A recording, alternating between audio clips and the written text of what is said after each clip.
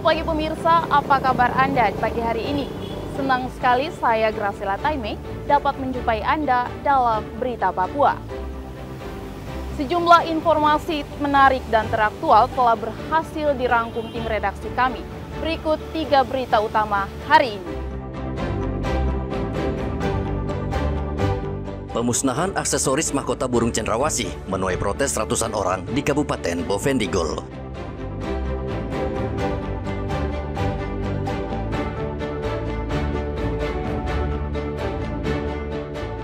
Dapur MBG di Merauke minim, Polres Merauke bergerak cepat membangun dapur MBG.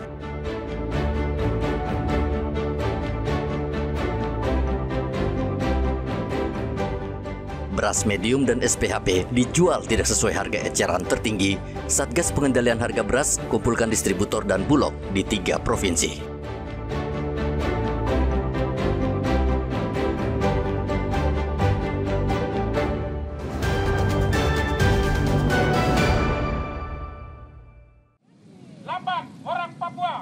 Protes ratusan warga di Kabupaten Bovendigul, Papua Selatan berujung ricuh. Protes dipicu pembakaran mahkota burung cendrawasih yang dilakukan Balai Konservasi Sumber Daya Alam BKSDA Papua di Kota Jayapura pada hari Selasa. Unjuk rasa awalnya berjalan damai, namun tiba-tiba situasi berubah ricuh. Warga mendatangi kantor Kodim dan Polres Bovendigul. Mereka melampiaskan kekecewaan mereka terhadap Kepala BKSDA Papua karena mahkota cendrawasih merupakan simbol budaya masyarakat Papua. Ratusan pengunjuk rasa melempari aparat keamanan dengan batu hingga petugas terpaksa mengeluarkan tembakan peringatan untuk membubarkan massa. Sejumlah kios dan toko menjadi sasaran penjarahan. Bahkan 3 anggota Polres yang bertugas terluka akibat terkena lemparan batu. Aksi rusuh massa yang diawali dengan aksi demo damai oleh beberapa elemen masyarakat terkait dengan pemusnahan mahkota burung cendrawasih dan burung cendrawasih yang diawetkan oleh BKSDA yang dilaksanakan kemarin, sehingga menimbulkan beberapa gelombang aksi unjuk rasa di beberapa wilayah dan khusus di Kabupaten Bovendigul menimbulkan kerusuhan akibat disusupi sekelompok orang yang melakukan penyerangan kepada aparat keamanan, perusakan kendaraan, sekaligus penjarahan di sejumlah titik di wilayah Kota Tanah Merah, ibu kota Kabupaten Bovendigul. Beberapa personil Polri menderita luka akibat sabetan senjata tajam, anak panah, dan lemparan batu dan balok. Sementara warga pemilik toko menyelamatkan diri akibat penyerangan dan penjarahan yang dilakukan oleh aksi massa tersebut. Meski pendemo sudah bubar, namun polisi masih berjaga di sejumlah lokasi mengantisipasi adanya serangan susulan.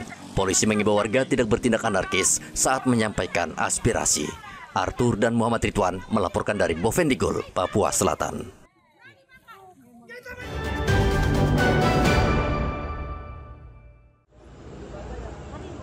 Tindakan Balai Besar Konservasi Sumber Daya Alam Papua yang membakar aksesoris satwa langka hasil sitaan dari sejumlah tempat menuai protes dari masyarakat.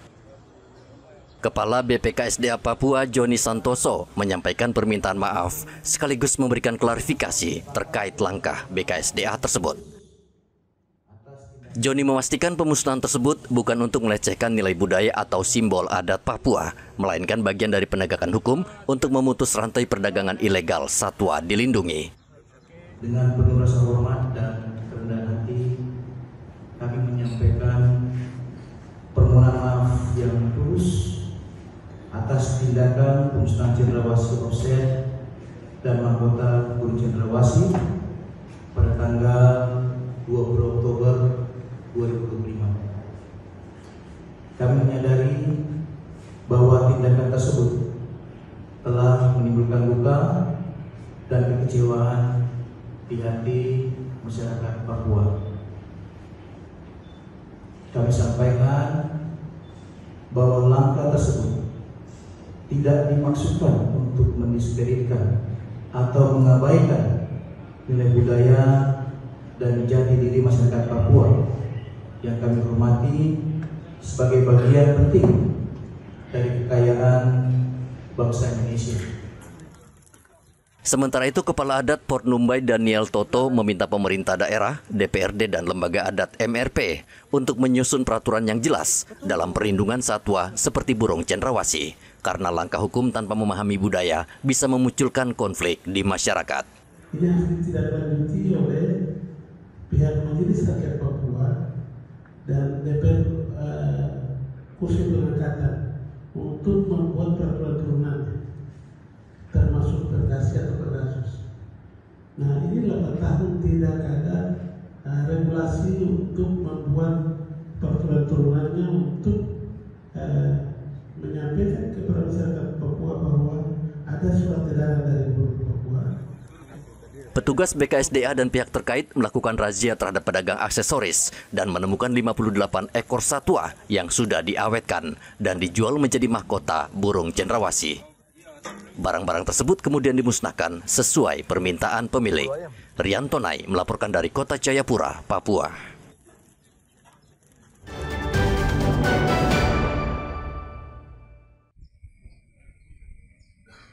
Polres Merauke akan segera mengoperasikan Satuan Pelayanan Pembunuhan Gizi atau SPPG Polri di wilayah Papua Selatan. SPPG ini akan mendukung program Merauke Bebas Gizi Buruk atau MBG yang saat ini tengah digalakan pemerintah dan kepolisian. SPPG Polri tersebut akan beroperasi pada awal Desember mendatang dan merupakan upaya kepolisian membantu meningkatkan gizi anak-anak di wilayah Papua Selatan. Menurut Kapolres Merauke AKBP Leonardo Yoga Mersuke, program ini menargetkan lebih dari 3.200 siswa di berbagai sekolah yang menjadi penerima manfaat. Untuk rencana penerima manfaat diperkirakan ada 3.200. Dan nanti dalam pembangunannya kita akan berkoordinasi dengan teman-teman Badan Gizi Nasional tentunya, dan juga melakukan analisa dan evaluasi terhadap SPPG yang sudah lebih dulu berdiri. Apa yang kurang kita harus perbaiki. Yang pasti kita akan mengutamakan kualitas, sehingga tujuan untuk memberikan makan bergizi gratis itu benar-benar dirasakan manfaatnya oleh masyarakat nanti. Polri akan menyempurnakan program tersebut, terutama sekolah-sekolah yang belum tersentuh bantuan makanan bergizi. Provinsi Papua Selatan masih menghadapi masalah gizi buruk, terutama di Kabupaten Asmat. Salah satu penyebabnya, akses pangan yang terbatas, pola konsumsi yang berubah, serta tantangan geografis. Dengan SPPG Polri, jumlah angka gizi buruk di wilayah Papua Selatan bisa ditekan dan meningkatkan kesadaran masyarakat tentang pentingnya asupan gizi yang seimbang. Muhammad Ridwan dan Rian Tonai melaporkan dari Merauke, Papua Selatan.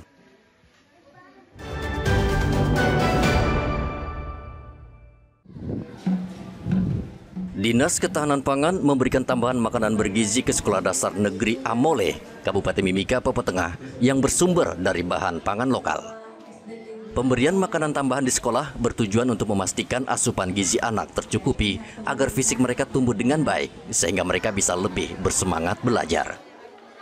Asisten Bidang Administrasi Umum, Evert Hindom, mengatakan tambahan makanan bergizi berbeda dengan MBG, karena ini dananya diambil dari APBD Kabupaten. Harapan kami pemerintah bahwa program pemberian makanan tambahan untuk anak sekolah dasar tidak hanya berhenti pada pemberian makanan saja, tetapi juga menjadi momen untuk mengedukasi anak-anak dan guru, anak-anak dan orang tua tentang pentingnya pola makan yang sehat. Serta harapan saya dengan Kabupaten Mimika agar anak-anak ini dapat tumbuh menjadi generasi yang sehat, cerdas, dan berprestasi. Selain memberikan tambahan makanan bergizi, pemerintah kabupaten juga melakukan sosialisasi tentang makanan yang beragam, bergizi, seimbang, dan aman di sekolah. Program makanan tambahan ini sudah berjalan sebelum pemerintah mencanangkan program makan bergizi gratis. Hingga saat ini, MBG di Kabupaten Mimika belum berjalan maksimal karena terkendala dapur yang minim.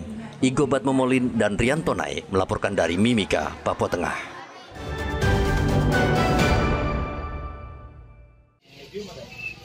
Beras SPHP dan beras medium masih dijual di atas HET. Untuk menekan harga beras agar sesuai dengan HET, Satuan Tugas Pengendalian Harga Beras Papua mengumpulkan perwakilan Kemendak, Bulog, dan distributor beras di Provinsi Papua Pegunungan dan Papua Selatan untuk menekan harga beras yang masih mahal di Papua.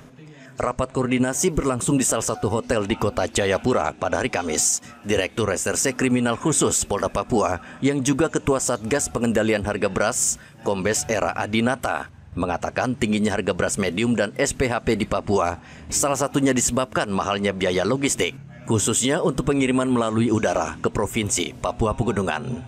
Akan tentukan, akan menghitung dan akan memberikan masukan baik jangka pendek, menengah maupun jangka panjang kepada pemerintah pusat, terutama dari Bappenas yang menentukan harga standar head.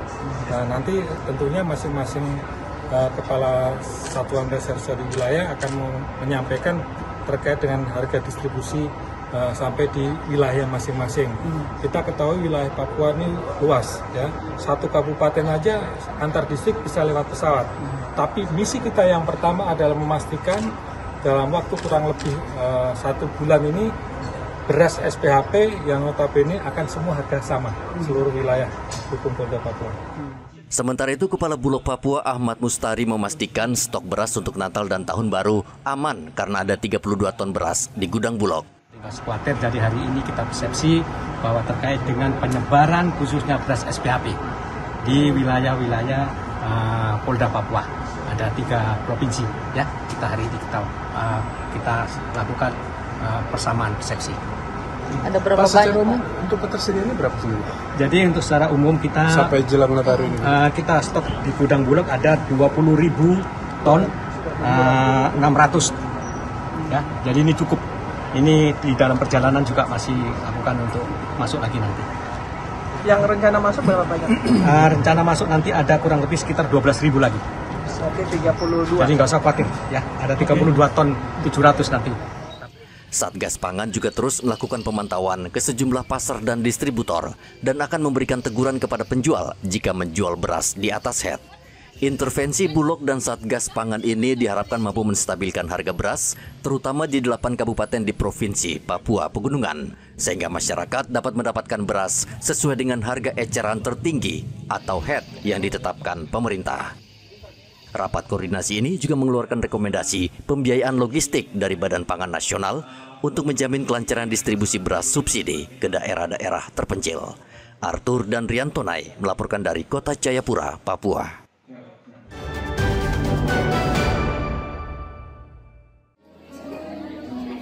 Bekerjasama dengan PMI Papua, Polda Papua menggelar kegiatan donor darah dalam rangka memperingati Hari Jadi Humas 74 tahun yang berlangsung di Aula Rastra Samara Mapolda Papua Lama, Kota Jayapura pada hari Rabu. Tidak hanya melibatkan anggota Polri, donor darah juga melibatkan TNI dan aparatur sipil negara. Polda Papua menargetkan 250 kantong darah. Gelaran donor darah dalam rangka Hari Jadi ke-74 Humas Polri, Hari Jadi Propam Polri ke-23 dan HUT Korpri ke-54.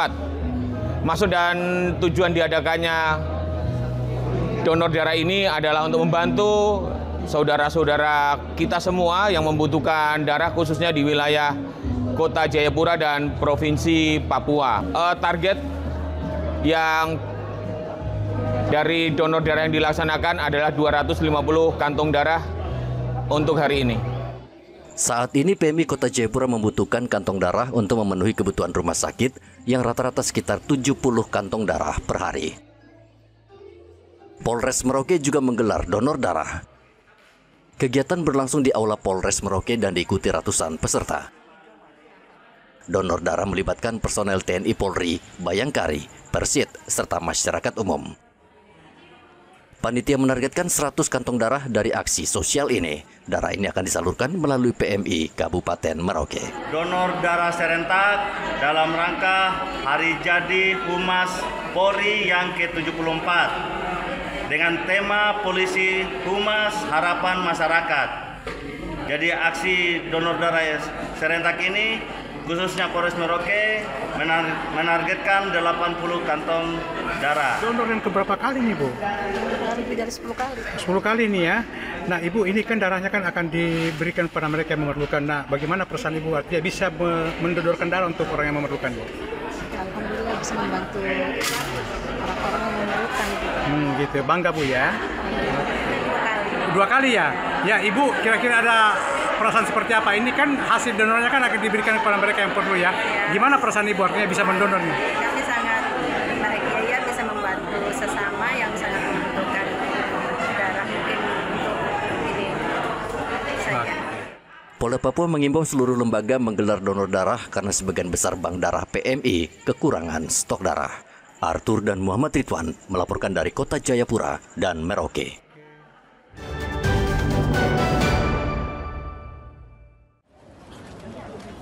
Pemerintah Kabupaten Mimika memberikan bantuan pangan untuk 18 distrik di Timika, Papua Tengah dengan harga terjangkau. Bantuan pangan itu terdiri dari beras, minyak goreng, dan gula. Sebanyak 10 ton sembako itu disebar ke 18 distrik, bertujuan untuk membantu masyarakat dan menjaga stabilitas harga pangan di daerah terpencil di Timika, Papua Tengah. Bantuan langsung ke masing-masing kepala distrik. Selanjutnya kepala distrik akan menggelar pasar pangan murah. Untuk beberapa distrik. Sebelumnya juga sudah dilakukan pembagian untuk 18 distrik ya, sebelumnya. Itu dari bantuan pusat. Kalau sekarang ini dari bantuan pemerintah Kabupaten Mimika. Sebelumnya juga dari Dinas Sosial memberikan juga dari dana otsus. Untuk semua tujuannya adalah bagaimana menurunkan inflasi dan mempertahankan ketahanan pangan. Pasar pangan murah sangat bermanfaat bagi warga di distrik terpencil di Timika yang hanya bisa dicapai melalui transportasi udara dan laut. Di Papua Tengah masih banyak distrik terpencil yang sulit terjangkau karena medan yang sulit dan minimnya sarana transportasi. Igo Batmomolin dan Rian Tonai melaporkan dari Mimika, Papua Tengah.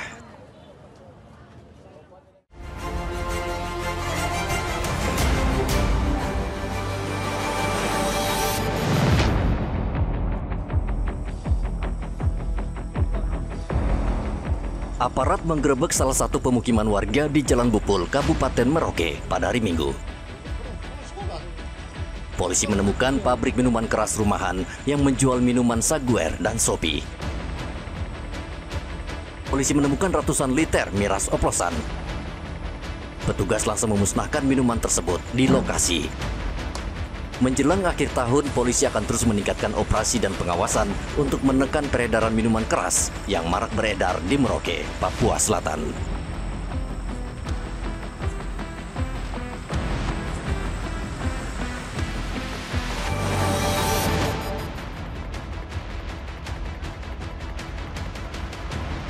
Minibus berpenumpang 4 orang, termasuk sopir, menabrak 2 orang, ibu dan anak yang sedang berjalan kaki di kawasan Kampung Buti, Kabupaten Merauke. Minibus yang melaju kencang ini sempat menyenggol sejumlah sepeda motor di depan gereja Buti dan terus melaju tanpa kendali. Minibus akhirnya menabrak pagar tembok rumah hingga jebol, lalu menghantam kedua korban yang sedang berjalan kaki. Saking kerasnya benturan, seluruh penumpang termasuk sopir terpental keluar mobil dan mengalami luka parah. Nyawa ibu dan anak tak terselamatkan.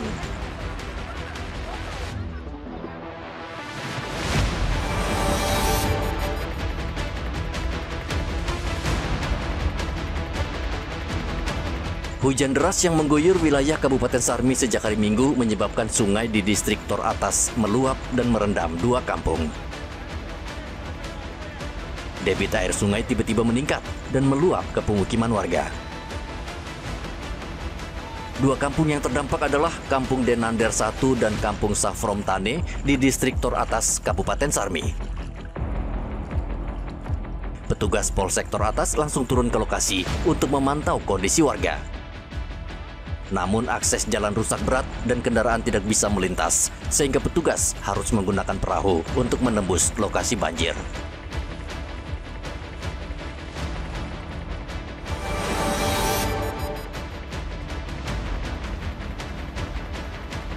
Direktorat Polisi Perairan dan Udara Polda Papua berhasil menggagalkan upaya penyeludupan ganja dalam jumlah besar yang diduga berasal dari Papua Nugini. Tim yang dipimpin Ibda Jarwadi berhasil menemukan 1 unit longboat yang melintas dari arah perbatasan PNG. Saat akan diperiksa, 6 orang berusaha melarikan diri dengan meloncat ke laut. Dari hasil pemeriksaan, 4 dari 6 pelaku merupakan warga negara Papua Nugini, sedangkan 2 lainnya berasal dari kota Jayapura. Petugas menyita puluhan kilogram ganja kering siap edar yang diduga akan diperdagangkan di wilayah Jayapura dengan sistem barter yang menggunakan motor dan barang elektronik.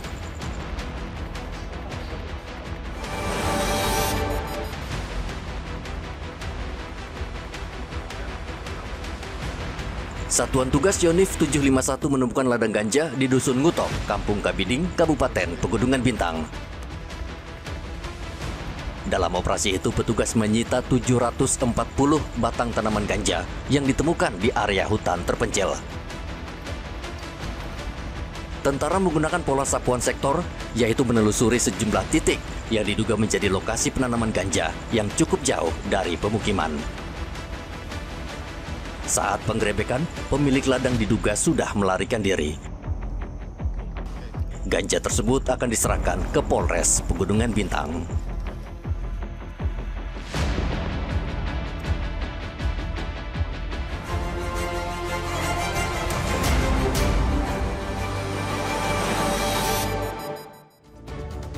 Pemirsa, informasi tadi sekaligus mengakhiri jumpa kita dalam Berita Papua.